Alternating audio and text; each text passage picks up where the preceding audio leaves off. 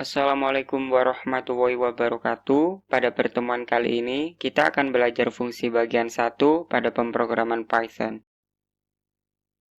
Fungsi merupakan cara dalam pemrograman prosedural untuk mengatur dan mengorganisasi logika di dalam pemrograman.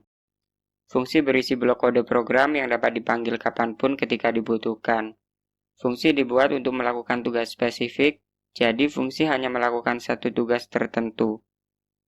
Untuk mendefinisikan suatu fungsi, kita menggunakan perintah def, kemudian diikuti dengan nama fungsi, dan pada badan fungsi berisi aksi-aksi spesifik yang akan dikerjakan oleh fungsi.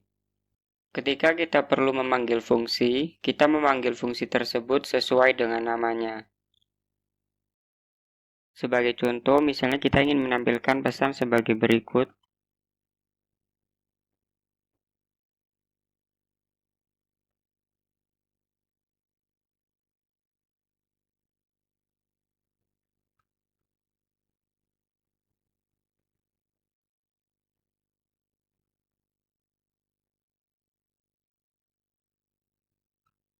Pesan ini akan kita lakukan sebanyak 4 kali.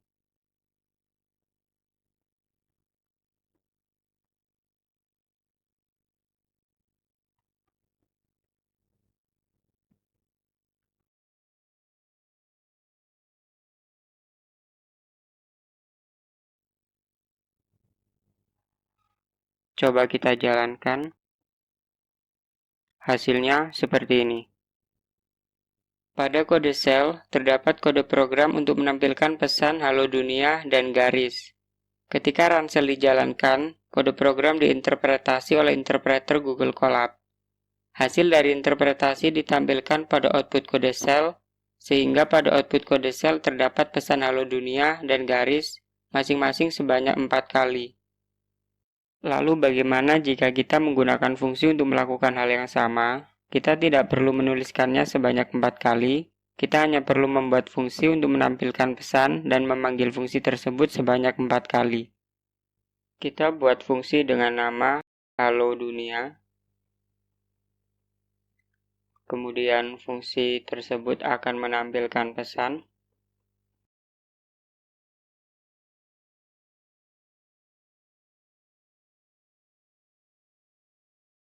Untuk memanggil fungsi tersebut, kita hanya perlu memanggil nama dari fungsi.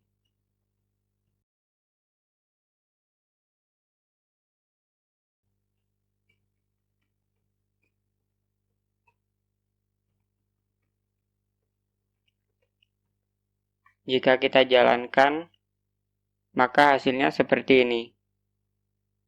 Pada kode shell, terdapat kode program untuk menampilkan pesan halo dunia dan garis menggunakan fungsi. Ketika run shell dijalankan, fungsi halo dunia akan diproses terlebih dahulu oleh interpreter untuk dikenali. Tujuannya, ketika fungsi dipanggil, interpreter memahami fungsi mana yang harus dijalankan. Ketika fungsi halo dunia dipanggil, maka aksi pada fungsi akan dijalankan. Selanjutnya, aksi yang dikerjakan pada fungsi ditampilkan pada output kode shell sebagai hasil interpretasi. Dengan menggunakan fungsi, kita tidak perlu melakukan hal yang sama berulang-ulang. Kita hanya perlu membuat fungsi dengan tugas spesifik dan kita dapat memanggilnya ketika kita membutuhkannya.